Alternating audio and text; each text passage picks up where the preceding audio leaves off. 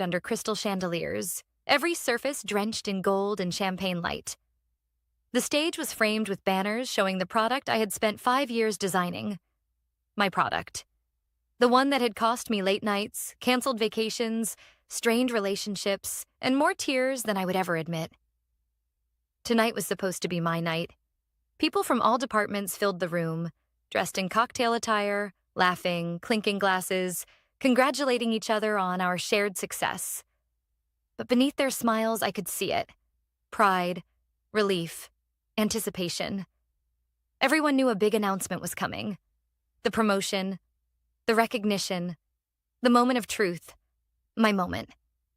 I stood near the stage, smoothing the fabric of my emerald dress, reminding myself to breathe. My heart thudded against my ribs, louder than the music, louder than the chatter. For 5 years, I had built this project from an idea sketched on a napkin into a fully patented, market-ready innovation. There were nights I slept in the office because going home felt like wasted time. There were mornings I stared at myself in the mirror, barely recognizing the exhausted woman looking back. But I believed it would be worth it, that this would finally be the moment everything paid off. My boss, Arthur Reynolds, stood behind the podium now, tapping his champagne glass with a fork. The room quieted. A hush fell. Heavy, expectant. My stomach tightened. He smiled broadly, scanning the crowd like a king preparing to make a royal decree. "Ladies and gentlemen," he said, his voice booming with practiced confidence. "Tonight isn't just about a launch. It's about excellence, leadership, future potential." My breath halted. Future potential. He'd used those same words in my last evaluation, right before telling me I was the frontrunner for the Senior Development Director position. People glanced at me. Some smiled, some nodded. A few whispered, "It's going to be her." Arthur continued. This person showed effort, determination, and a fresh spark we couldn't ignore. Fresh spark? What did that? And so, he lifted a small velvet box. "I am thrilled to announce that our new Director of Innovation is..." Time stretched. My pulse rang in my ears. "Michelle Carter." My head snapped up. Michelle, 22, 2 months at the company, couldn't read half the system documents without asking for explanations. Michelle, who blushed now as applause erupted, her cheeks matching her lipstick. She walked toward Arthur while people clapped like they'd witnessed history. I stood frozen. Inside, everything crashed. Anger, disbelief, humiliation. But on the outside, I stayed perfectly still. My fingers curled around my champagne glass so tightly I thought it might shatter. Arthur handed her the box. She opened it. A gold company pin glittered from inside, the symbol given only to top executives. Then Arthur turned to me. "Oh, and Daisy?" His tone shifted, lighter, dismissive. "You were such a helper during this process. We didn't forget you." He reached into his pocket and held out a $20 gift voucher to a coffee shop. "For your effort," he said with a smile meant to look generous. Somewhere in the crowd, someone laughed. Another snorted. Someone whispered, $20? Seriously? But I smiled. Calm, steady, unbothered. Because while they were busy applauding Michelle, I was already done with them.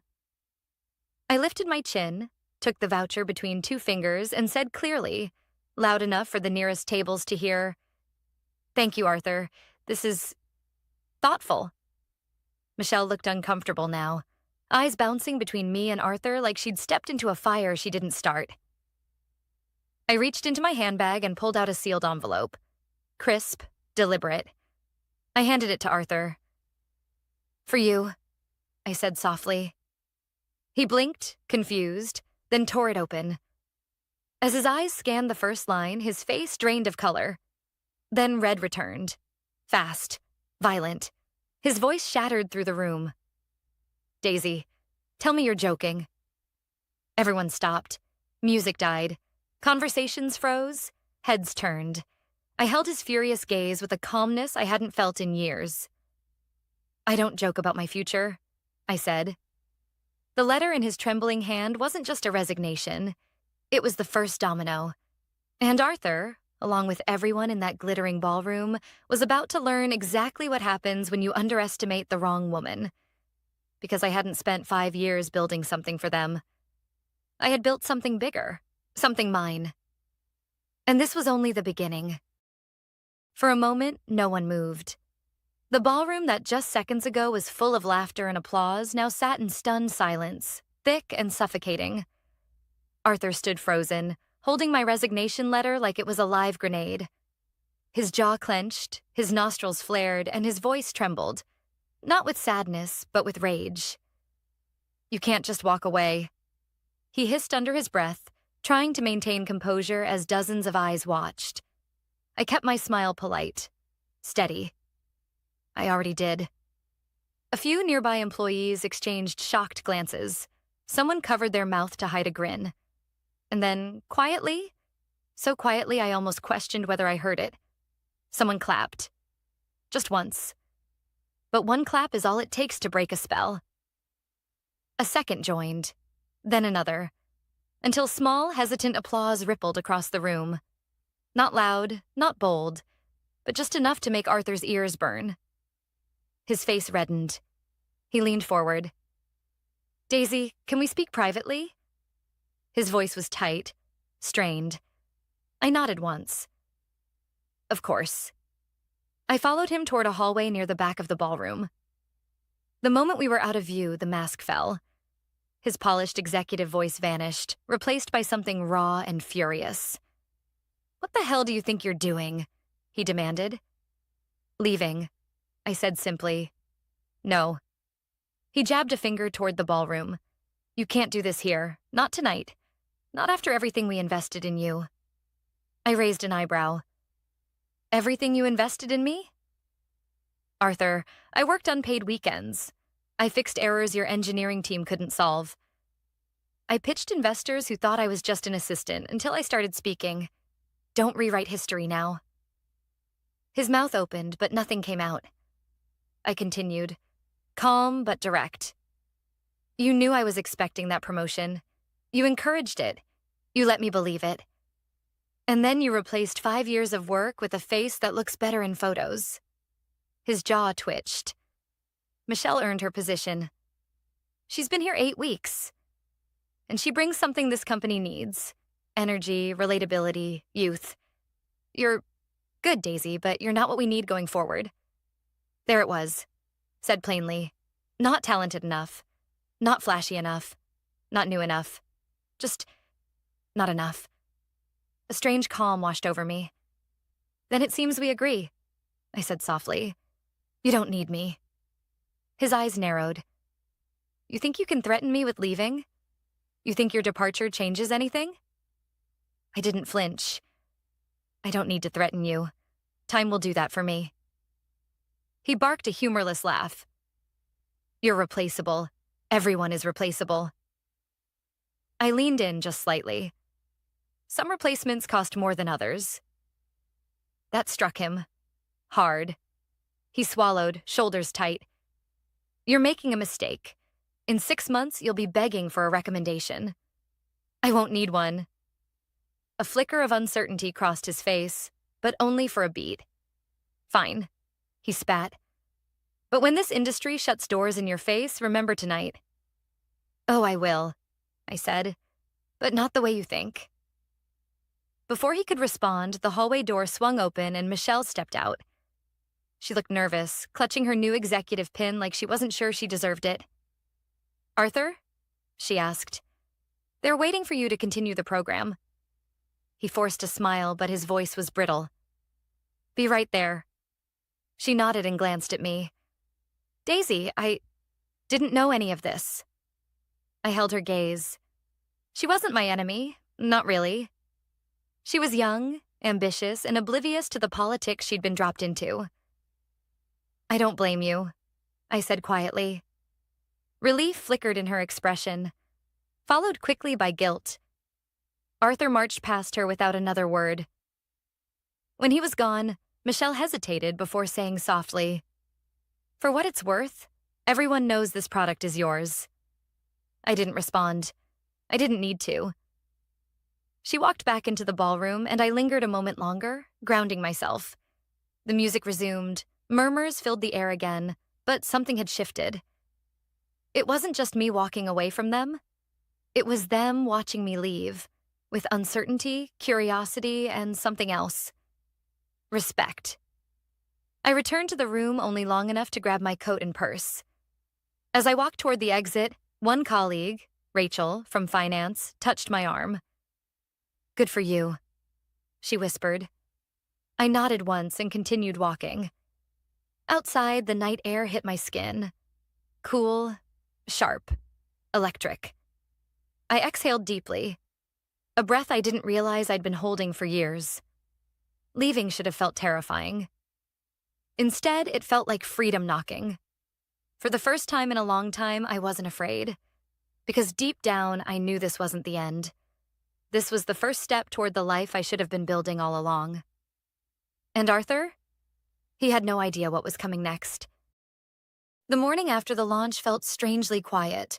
No alarms, no rushed emails, no frantic mental checklist waiting for me before my feet even touched the floor. I sat at my kitchen table with a real breakfast, eggs still warm, toast not eaten over a keyboard. And for the first time in years, I wasn't exhausted before the day began. But the peace lasted only a few moments before my phone buzzed, then buzzed again, then again. By the fifth notification, I sighed and reached for it. 17 missed calls, 12 text messages, 3 emails marked urgent, all from the same person, Arthur. The subject lines read like stages of panic. "We need to talk. Call me immediately. This isn't professional. Daisy, respond. We need access to your files." Ah, there it was. Access. For years, every critical blueprint, version log, patent update, and testing documentation had passed through me. Not because I demanded control, but because no one else ever bothered to learn the system. They were used to me being there, silently fixing, silently leading, silently holding everything together. And now I was gone. My lips curved, not into a smug smile, but something quieter. Something that came from finally realizing just how badly they had underestimated me. I ignored the messages and got ready for the day. Not to go to work, but to meet someone I hadn't spoken to in a long time. At 10:30 a.m., I walked into a small cafe a few blocks from my apartment. The place smelled like roasted beans and warm pastries. A barista glanced up and nodded politely. A man sat in the corner, mid-40s, sharp eyes behind wireframe glasses, suit jacket draped on the chair beside him. He looked up as I approached, then stood. "Daisy," he said with a small smile. "You actually came." "Of course," I answered, extending my hand. "Good to see you, Adrian." We sat.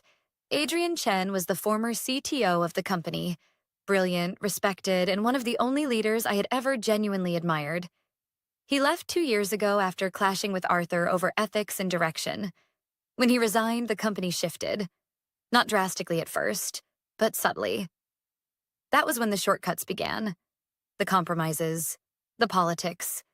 The decline had started long before last night's humiliation. "So," Adrian said, leaning back, "I heard about the spectacle." My eyebrow lifted. "Already?" "Oh, Daisy," he chuckled. "The tech world travels faster than any news outlet. Word is, Arthur had a meltdown after you left." I blinked once, slowly. "Meltdown?" "Full collapse. It can't find your encrypted workflow. The research files are locked. And apparently the patent transition schedule was never finalized." I let out a breath. Half sigh, half disbelief. "That wasn't negligence," I said. "Arthur told me to wait until after the promotion announcement. He wanted it to be symbolic." Adrian's expression sharpened. "And instead, he handed the project to someone who doesn't know the difference between a prototype log and a finalized architecture." Silence stretched. Finally, I nodded. He clasped his hands together. "Daisy, I didn't ask you here to gossip. I asked because I have something for you." I waited. As soon as I left the company, I started building something new, he said. A startup. Not rushed, not reckless. Something clean. Something ethical. Something built the right way. I could feel my pulse shift, not faster, but clearer.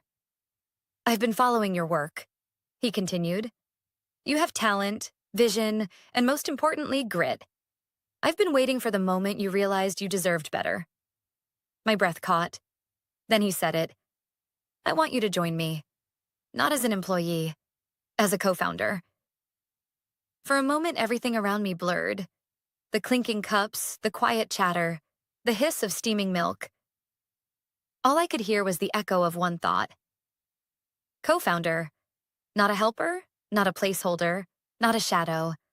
A partner. I know what you sacrificed at your last job, Adrian said quietly. But I also know you're the kind of person who doesn't just build products. His eyes met mine. You build futures. I didn't speak right away. Not because I doubted the offer, but because it felt like the first time someone truly saw me. I'll need time to think, I finally said. Of course, he replied. But Daisy? Yes? You're worth far more than a promotion. I exhaled slowly, feeling something loosen inside me, a weight I'd carried for far too long. When I walked out of the cafe, sunlight hit my face. The day felt different. Open, unwritten. My phone vibrated again. Another text from Arthur. We need you back. Call me. Immediately. I locked the screen. Not yet. He wasn't ready for my answer, but soon, very soon, he would learn exactly what it cost to treat loyalty as disposable. Because I wasn't the one losing anything anymore. He was. By Wednesday morning, the situation had shifted from inconvenient to chaotic, at least for Arthur's company. My phone continued vibrating throughout the morning like an angry wasp trapped in a jar. This time, the messages weren't just from Arthur. They were from people I used to work beside every day. Daisy, do you still have access to the test environment? We can't locate the latest version. Do you have a moment? We need clarification on the rollout timeline. Hey, just checking in. Are you really gone? Then came the one that made me pause. We need your help. Client review in 2 hours. No one can explain your design. I stared at the message for a long moment. The irony was almost painful. 2 weeks earlier, I'd sat in a leadership meeting practically begging for assistance, asking for someone to be trained as backup, requesting more structure, more support. Arthur had waved it off. His exact words echoed clearly in my head. We don't need to waste resources. You've got it handled. And now? Without me, nothing was handled. Still, a part of me, the responsible part, the part that hated watching people fail, considered replying. Not for Arthur, for the team. People who had worked late with me. People who had supported me when upper management didn't. People who weren't responsible for how things unfolded. But then another thought followed, steadier and colder. If I step in now, nothing changes. They learn nothing. So I put the phone face down on the table, exhaled, and turned back to the document Adrian had sent me. A full outline of his new company's blueprint, vision, and early projections. It wasn't just interesting. It was promising. And for the first time in years, I could see a future that wasn't built on someone else's approval. At noon, my doorbell rang. Through the peephole stood someone I never expected. Rachel, from finance. One of the few people who never treated my ideas like background noise. When I opened the door, she managed a small, apologetic smile. I'm so sorry for just showing up, she said. But I really needed to talk to you. I stepped aside. Come in. She sat at my dining table while I made tea. Her leg bounced beneath the chair, a subtle sign of nerves. Finally, she spoke. It's bad, Daisy. Really bad. How bad? She exhaled slowly. The investors scheduled a surprise audit. The product is supposed to go live next month, and no one can answer their technical questions. A beat passed. Some of them asked directly where you were. I swallowed, not because it hurt, but because it confirmed what I already knew. They hadn't valued me, but they had depended on me. Michelle's struggling, Rachel continued. She's trying, she really is, but she's lost. And Arthur, he's furious, at everyone, but mostly at you. Because I left? I asked. No, she said softly, because he finally realizes what he had. Silence settled. Then she added, he told the board you'd return. My eyebrows lifted. Did he? She nodded. He's convinced this is temporary. He thinks you're just emotional. There it was. The dismissive narrative so many women knew too well. Emotional, overreacting, sensitive, never logical, never strategic. My jaw tightened. Rachel reached into her bag and pulled out a sealed envelope. He asked me to give you this if I saw you. I didn't take it. Instead, I asked, have you read it? She hesitated, then nodded. I shouldn't have. But yes. What does it say? She wet her lips, choosing her words. It's a job offer, a higher title, more pay. He wants to negotiate. I laughed, quiet, humorless. So now my value exists. Rachel lowered her gaze. I think he finally sees it. No, I corrected gently. He sees the consequences. She looked at me, emotion flickering behind her eyes. Are you really done, Daisy? The question wasn't judgment. It was fear. Fear of what shifting power meant. I leaned back, letting the quiet stretch before answering. Yes, I'm done. For a moment, Rachel didn't move. Then she nodded, slowly, thoughtfully. I think, she said, voice nearly a whisper. You're right. I looked at her. You deserve better, too. Her eyes widened, startled. I continued. You're smart. Capable. You've held that finance department together longer than any of them realize. A faint, startled laugh escaped her. Nobody ever says that. Well, I said, maybe that's the problem. She exhaled, stood and gave me a long look. A look full of respect, fear, hope, and something else. Possibility. If you need me, she said, I'm here. And then, almost as an afterthought, and if you and Adrian really build something, call me. When she left, I stood alone in the quiet apartment, but I didn't feel alone. I felt aligned. Leaving hadn't just changed my circumstances. It was beginning to change others. Silently, quietly, powerfully. And Arthur? He was only now realizing the truth. When you build your empire on someone else's labor, you should never assume they'll stay forever. Because eventually, they walk away, and the cracks begin to show. On Friday morning, 1 week after the launch party, I walked into the lobby of Arthur's company for what I knew would be the last time. Not because I'd been summoned, though there were more missed calls and emails than I cared to count, but because I wanted closure on my terms. The receptionist stiffened when she saw me, then forced a polite smile. Good morning, Daisy. He's expecting you. Of course he was. I walked past the security gates, past the glass meeting rooms, past coworkers who tried to pretend they weren't watching. Some nodded, some avoided eye contact, and some looked at me with something close to admiration. Power shifted silently, and everyone felt it. When I reached Arthur's office, the door was already open. He stood behind his desk, shoulders tense, trying, and failing, to look composed. Daisy. His voice was clipped, controlled. Come in. I did. He gestured for me to sit. I remained standing. He cleared his throat, then handed me a printed sheet. Formal letterhead, bold title. Revised offer. I skimmed it.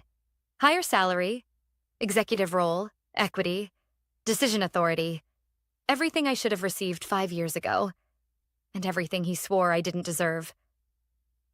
I want you back, he said, finally breaking the silence. You built this. You belong here. There it was.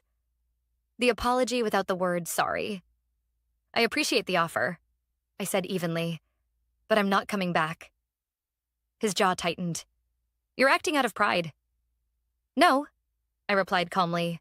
I'm acting out of clarity. He tried again, voice strained.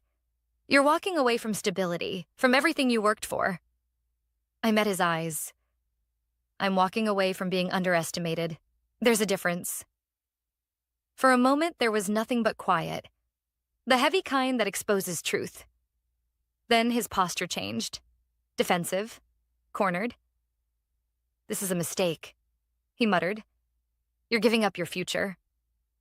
A slow breath left my lungs. No, Arthur, I'm taking it back. I placed the offer letter on his desk, unread beyond the basics, and slid it toward him. And one more thing, I added. You don't get to rewrite the narrative. I didn't leave because I was emotional. I left because you made it clear loyalty meant nothing here. His face paled. You can replace roles, I said softly, but you can't replace respect. And with that, I turned and walked out. By the time I reached the elevator, something unexpected happened. Someone clapped. Not mockingly, not sarcastically. A single firm clap, then another, then more. By the time the elevator doors closed, half the floor was applauding. Softly.